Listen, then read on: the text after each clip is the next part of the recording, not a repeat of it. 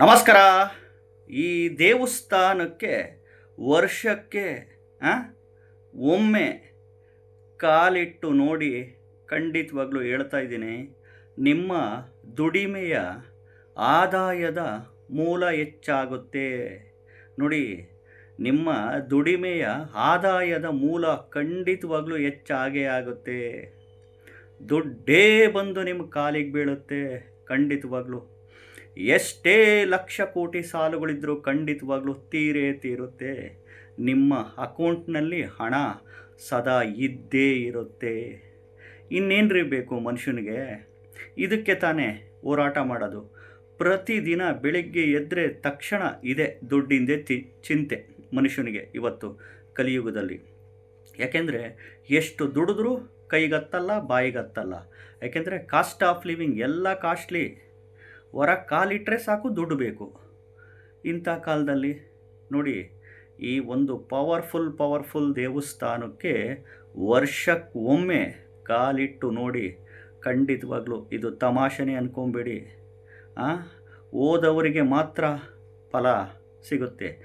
ಯಾವ ಟೈಮಲ್ಲಿ ಹೋಗಬೇಕು, ಯಾವ ದಿನ ಹೋಗಬೇಕು, ಯಾವ ಗಳಿಗೆಯಲ್ಲಿ ಹೋಗಬೇಕು ಹೇಳ್ತೀನಿ. ವಿಡಿಯೋನ ಪೂರ್ತಿ ನೋಡಿ, ಎಲ್ಲೂ ಸ್ಕಿಪ್ ಮಾಡೋಕ್ಕೆ ಹೋಗಬೇಡಿ. ಮೊದಲು ಹೊಸದಾಗಿ ವಿಡಿಯೋವನ್ನು ನೋಡ್ತಾ ಇದ್ದವರು, ಮೊದಲನೇ ಬಾರಿ ವಿಡಿಯೋ ನೋಡ್ತಾ ಇದ್ದವರು ಚಾನಲ್ ಸಬ್ಸ್ಕ್ರೈಬ್ ಮಾಡ್ಕೊಳ್ಳಿ. ವಿಡಿಯೋನ ಲೈಕ್ ಮಾಡಿ. ಕೆಳಗಡೆ ಹೈಪ್ ದಿಸ್ ವಿಡಿಯೋ ಅಂತಿರುತ್ತೆ, ಹೈಪ್ ಮಾಡಿ. HYPE ಹೈಪು. ಲೈಕ್ ಬಟನ್ ಕೆಳಗಡೆ ಹೈಪ್ ಅಂತಿರುತ್ತೆ, 2 ಸರಿ ಪ್ರೆಸ್ ಮಾಡಿ. ಏನು ತೊಂದರೆ ಏನಿಲ್ಲ. ಇನ್ನೇನ್ರಿ ಮನುಷ್ಯನಿಗೆ ಇನ್ನೇನ್ರಿ ಬೇಕು? ಮೊದಲು ಆರೋಗ್ಯ, ದುಡ್ಡು, ಇವೆರಡೇ ತಾನೇ ಕಲಿಯುಗದಲ್ಲಿ ಈಗ ಭಾಳ ಇಂಪಾರ್ಟೆಂಟು. ಈ ಆರೋಗ್ಯ ಮತ್ತು ದುಡ್ಡು ಮನುಷ್ಯನಿಗೆ ಇದ್ದಾಗ ಎಲ್ಲ ಸಂಬಂಧಗಳು ನಮ್ಮ ಜೊತೆ ಚೆನ್ನಾಗಿರುತ್ತೆ. ಇಲ್ಲಾಂದರೆ ಇವೆರಡರಲ್ಲಿ ಒಂದಿಲ್ಲ ಅಂತಂದರೆ ಎಲ್ಲ ಸಂಬಂಧಗಳು ಕಿತ್ತೋಗ್ಬಿಡ್ತವೆ. ಇದಂತೂ 100% ಸತ್ಯ. ಅರ್ಥ ಮಾಡ್ಕೊಳ್ಳಿ. ಅದಕ್ಕೆ ನಾನು ಪದೇ ಹೇಳ್ತಿರ್ತೀನಿ, ಆರೋಗ್ಯ ದುಡ್ಡು ಇವೆರಡು ನಮ್ಮ ಕಣ್ಣುಗಳಿದ್ದಂಗೆ. ಸರಿಯಾಗಿ ಉಳಿಸ್ಕೊಂಡು ಬೆಳೆಸ್ಕೊಂಡು ಓದಲ್ಲಿ ಮಾತ್ರ. ಆಸೆಗಳಿರಬೇಕು ಮನುಷ್ಯನಿಗೆ. ಆಸೆಗಳಿದ್ದರೆ ಮೇಲೆ ಬರಲಿಕ್ಕೆ ಸಾಧ್ಯ. ಆದರೆ ದುರಾಸೆ, ಅತಿ ದುರಾಸೆ ಇರಬಾರ್ದು. ಹೊಟ್ಟೆ ಕಿಚ್ಚು ಇರಬಾರ್ದು. ಕೆಟ್ಟ ಬುದ್ಧಿಗಳು ಇರಬಾರ್ದು. ತಾಳ್ಮೆ ಭಾಳ ಮುಖ್ಯ. ಮತ್ತು ಎಸ್ಪೆಷಲಿ ಈ ದೇವಸ್ಥಾನಕ್ಕೆ ವರ್ಷಕ್ಕೊಮ್ಮೆ ಈ ದಿನ ಇಂಥ ಟೈಮುಗಳಲ್ಲಿ ಕಾಲಿಟ್ಟು ನೋಡಿ. ಖಂಡಿತವಾಗ್ಲೂ ಹೇಳ್ತಾ ಇದ್ದೀನಿ, ನಿಮ್ಮ ಜೀವನದಲ್ಲಿ ಮಿರಾಕಲ್ಸೇ ನಡೆಯುತ್ತೆ. ಯಾವ ದೇವಸ್ಥಾನ ಅಂತ ಹೇಳ್ತೀನಿ. ಮೊದಲು ಹೇಳ್ತಾ ಇದ್ದೀನಿ, ದುಡಿಮೆಯೇ ದೇವರು ಹೇಳ್ತಾ ಇದ್ದೀನಿ. ಕಾಯಕವೇ ಕೈಲಾಸ. ಕಾಯಕದಲ್ಲಿ ದೇವ್ರನ್ನ ನೋಡಿ. ಕಾಯಕದಲ್ಲಿ ಕೈಲಾಸ ಕಂಡಿದ್ದಾರೆ. ಕಾಯಕವೇ ಕೈಲಾಸ, ದುಡಿಮೆಯೇ ದೇವರು ಅಂತ ನಂಬಿ. ಇನ್ನು ನಾವೆಲ್ಲ ಕಷ್ಟಪಟ್ಟು ಬೆವರು ಸುರಿಸಿ ಉದ್ಯೋಗ, ವ್ಯಾಪಾರ, ವ್ಯವಸಾಯ, ಕೃಷಿ ಮಾಡೋ ಅಂಥದ್ದೇ ಮಾಡಲೇಬೇಕು. ಒಂದು ನಮ್ಮ ಉದ್ಯೋಗದ ಆಯ್ಕೆ, ನಮ್ಮ ವ್ಯಾಪಾರದ ಆಯ್ಕೆ, ನಮ್ಮ ಕೃಷಿ ವ್ಯವಸಾಯದ ಆಯ್ಕೆಗಳು ಸರಿಯಾಗಿಟ್ಕೊಬೇಕು. ಯಾವ ಉದ್ಯೋಗ ಮಾಡಿದರೆ ನಮಗೆ ಆದಾಯ ಚೆನ್ನಾಗಿ ಬರುತ್ತೆ, ಸಂಬಳ ಚೆನ್ನಾಗಿ ಬರುತ್ತೆ ಅಂತ common sense, sixth sense operate ಮಾಡಬೇಕು. ಸ್ಟ್ರಾಟಜಿ ಮಾಡಬೇಕು, ಸ್ಕಿಲ್ಸ್ ಇಟ್ಕೊಬೇಕು, ಡೆವಲಪ್ಮೆಂಟ್ ಆಗಬೇಕು, ನಾಲೆಡ್ಜ್ ಇಟ್ಕೊಬೇಕು, ಕ್ರಿಯೇಟಿವಿಟಿ ಇರಬೇಕು. ಯಾವ ವ್ಯಾಪಾರ ಮಾಡಿದರೆ ಲಾಭ ಬರುತ್ತೆ, ನಷ್ಟನೇ ಆಗದಿಲ್ದಿದ್ದು ವ್ಯಾಪಾರ ಯಾವುದು? ಯಾವ ವ್ಯಾಪಾರಕ್ಕೆ ಹಾಕಿದ್ರೂ ಅಟ್ಲೀಸ್ಟ್ ಒಂದು 50% ಲಾಭ ಬರುತ್ತೆ ನಮಗೆ. ತಲೆ ಓಡಿಸಿ. ಯಾವ ಕೃಷಿ ವ್ಯವಸಾಯ ಬೆಳೆದ್ರೆ ನಮಗೆ ಅತಿ ಹೆಚ್ಚು ಲಾಭ ಬರುತ್ತೆ. ಪ್ಲ್ಯಾನ್ ಮಾಡಿ ಎಕ್ಸಿಕ್ಯೂಟ್ ಮಾಡಿದ್ರೇ ಮಾತ್ರ ದುಡ್ಡು. ಅರ್ಥ ಮಾಡ್ಕೊಳ್ಳಿ. ಇನ್ನು ಕಷ್ಟಪಟ್ಟು ದುಡಿಯೋದು, ವ್ಯಾಪಾರ ಮಾಡೋದು, ಕೃಷಿ ವ್ಯವಸಾಯ ಮಾಡೋದು ಮಾಡಲೇಬೇಕು. ಜೊತೆಗೆ ಈ ದಾನ ಧರ್ಮಗಳು ಅನ್ನೋದು ಈ ಪ್ರಾಣಿ ಪಶು ಪಕ್ಷಿಗಳಿಗೆ, ದುಡ್ಡಿನ ಅವಶ್ಯಕತೆ ಇದ್ದವರಿಗೆ, ಊಟದ ಅವಶ್ಯಕತೆ ಇದ್ದವರಿಗೆ ದಾನ ಧರ್ಮಗಳು ಮಾಡೋ ಅಂಥದ್ದು ಮಾಡಲೇಬೇಕು. ನೋಡಿ, ಒಂದು ಹೇಳ್ತೀನಿ, ಮಕ್ಕಳಿಗೆ ತಂದೆ ತಾಯಿನೇ ಮೊದಲ ಗುರು. ಎರಡನೇ ಗುರು ಬಂದು ಸ್ಕೂಲಲ್ಲಿ, ಕಾಲೇಜಲ್ಲಿ ಟೀಚರ್ಸು, ಲೆಕ್ಚರರ್ಸ್.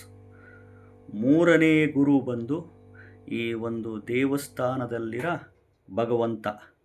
ಖಂಡಿತವಾಗ್ಲೂ ಯಾವ ದೇವಸ್ಥಾನ ಗೊತ್ತಾ? ನೋಡಿ, ಈ ಒಂದು ದೇವಸ್ಥಾನ ಮಂತ್ರಾಲಯದ ರಾಯರು, ಮಂತ್ರಾಲಯದ ರಾಘವೇಂದ್ರ ಸ್ವಾಮಿಗೆ ಶ್ರಾವಣ ಮಾಸದಲ್ಲಿ ಹೋಗಿ ಬನ್ನಿ, ಅಥವಾ ಹುಣ್ಣಿಮೆ ಗುರುವಾರ ಬಂದಾಗ, ಅಥವಾ ಅಮಾವಾಸ್ಯೆ ಗುರುವಾರ ಬಂದಾಗ, ಅಥವಾ ಗುರುವಾರ ಪುಷ್ಯ ನಕ್ಷತ್ರ, ವರ್ಷದಲ್ಲಿ 2 ತಿಂಗಳು ಅಥವಾ 3 ತಿಂಗಳು ಬರುತ್ತೆ.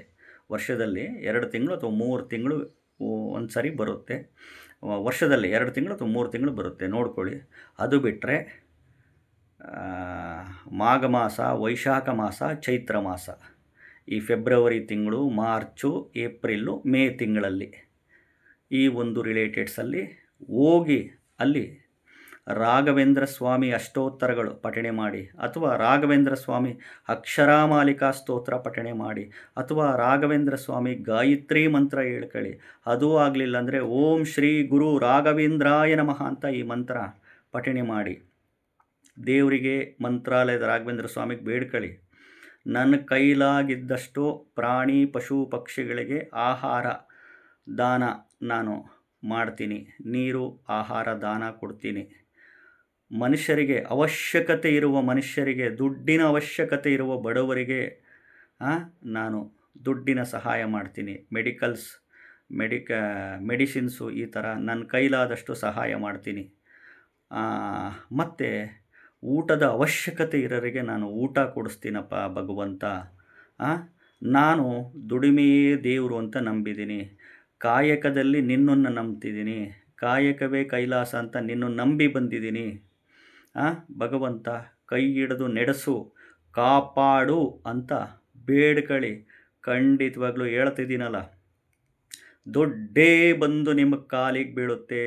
ಎಷ್ಟೇ ಲಕ್ಷ ಕೋಟಿ ಸಾಲ ಇದ್ದರೂ ತೀರುತ್ತೆ, ಅಕೌಂಟ್ನಲ್ಲಿ ಹಣ ಸದಾ ತುಂಬಿರುತ್ತೆ. ಯಾಕೆಂದರೆ ದುಡಿಮೆಯ ಆದಾಯದ ಮೂಲ ಖಂಡಿತವಾಗ್ಲೂ ಹೆಚ್ಚಾಗೇ ಆಗುತ್ತೆ. ಇಂಥ ಸಂದರ್ಭದಲ್ಲಿ ಹೋಗಿ, ಯಾಕೆಂದರೆ ಮಂತ್ರಾಲಯದ ರಾಘವೇಂದ್ರ ಸ್ವಾಮಿಗೆ ಅಷ್ಟಕ್ಕೊಂದು ಕಷ್ಟಗಳಿತ್ತು, ಅರ್ಥ ಮಾಡ್ಕೊಳ್ಳಿ. ತುಂಬ ಬಡತನ, ಮಂತ್ರಾಲಯದ ರಾಘವೇಂದ್ರ ಸ್ವಾಮಿಗೆ ಅಷ್ಟು ಬಡತನ. ಆ ಬಡತನದಲ್ಲಿ ರಾಯರು ಲೋಕ ಕಲ್ಯಾಣಕ್ಕೋಸ್ಕರ ಎಷ್ಟು ಉದ್ಧಾರ ಮಾಡಿದ್ದಾರೆ, ಅರ್ಥ ಮಾಡ್ಕೊಳ್ಳಿ. 3ನೇ ಗುರು ಯಾರಪ್ಪ ಅಂತಂದರೆ ಮಂತ್ರಾಲಯದ ರಾಘವೇಂದ್ರ ಸ್ವಾಮಿ. ಯಾವುದೇ ಕಾರಣಕ್ಕೂ ವರ್ಷಕ್ಕೊಮ್ಮೆ 1 ಬಾರಿ ಆದರೂ ಶ್ರಾವಣ ಮಾಸದಲ್ಲಿ ಹುಣ್ಣಿಮೆ ಗುರುವಾರ, ಅಥವಾ ಅಮಾವಾಸ್ಯೆ ಗುರುವಾರ, ಅಥವಾ ಗುರುವಾರ ಪುಷ್ಯ ನಕ್ಷತ್ರ, ಅಥವಾ ಫೆಬ್ರವರಿನೋ, ಮಾರ್ಚೋ, ಏಪ್ರಿಲೋ, ಮೇ ತಿಂಗಳಲ್ಲಿ 1 ಬಾರಿ ಹೋಗುವಾಗ ಹಳದಿ ಕಲರ್, ಯೆಲ್ಲೋ ಕಲರ್ ಸೀರೆಗಳು, ಶೆಲ್ಲಿ ಆಗ್ಬೋದು, ಶರ್ಟ್ ಆಗ್ಬೋದು, ಹಳದಿ ಕಲರ್ ಬಟ್ಟೆಗಳು ಧಾರಣೆ ಮಾಡ್ಕೊಂಡು ಹೋಗಿ ಈ ರೀತಿ ಡಿಮ್ಯಾಂಡ್ ಮಾಡಿ ಕೇಳ್ಕೊಂಬನ್ನಿ. ಖಂಡಿತವಾಗ್ಲೂ ಕಾಪಾಡ್ತಾನೆ. ಚಾನಲ್ನ ಸಬ್ಸ್ಕ್ರೈಬ್ ಮಾಡ್ಕೊಳ್ಳಿ, ವಿಡಿಯೋನ ಲೈಕ್ ಮಾಡಿ, ಹೈಪ್ ಮಾಡಿ, ಶೇರ್ ಮಾಡಿ. ನಮಸ್ಕಾರ.